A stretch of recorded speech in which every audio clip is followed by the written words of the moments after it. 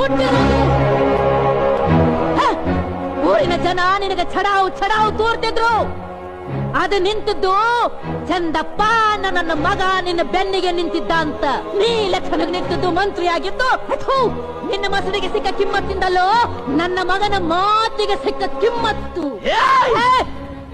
ನನ್ನ ಮಗ ಹಂತಕಲ್ಲ, ಬಡವರ ಸೇವಾ ಮಾಡ್ತೀವಿ ಅಂತ ನಂಬಿಸಿ ಮೋಸ ಮಾಡ್ತಿರೋ ನಿಮ್ಮಂಥವ್ರ ವಿರುದ್ಧ ಹೋರಾಟ ಮಾಡ್ತಿರೋ ಈ ಭೀಮಾತಿರದ ಭೀಮ ನನ್ನ ಮಗ. ಹೇ ಗೌಡ, ನಿನ್ನ ಮೈಯಾಗ ಚಲೋ ವಂಶದ ರಗತ ಹರಿತಿದ್ರ, ಅದು ಕುದೀತಿದ್ರು. ನೀನು ಗಂಡಸ ಅನ್ನೋದು ನಿನಗ ನಂಬಿಕೆ ಇದ್ರ ನನ್ನ ಮಗನ ರುಂಡ ತಂದು ಒಜ್ಜೋ. ಆಗ ನಿನಗ ನಾ ಹೇಳ್ತೀನಿ, ನಾ ಏನೋ ನಿನಗೆ ಹೇಳುದು ನಿನಗ ಗೊತ್ತಾಗತ್ತ ಅವ ಊರಿಗೆ ಹುಟ್ಟಿದವನು ಇಲ್ಲ ಒಬ್ಬರಿಗೆ ಹುಟ್ಟಿದವನು ಅಂತ.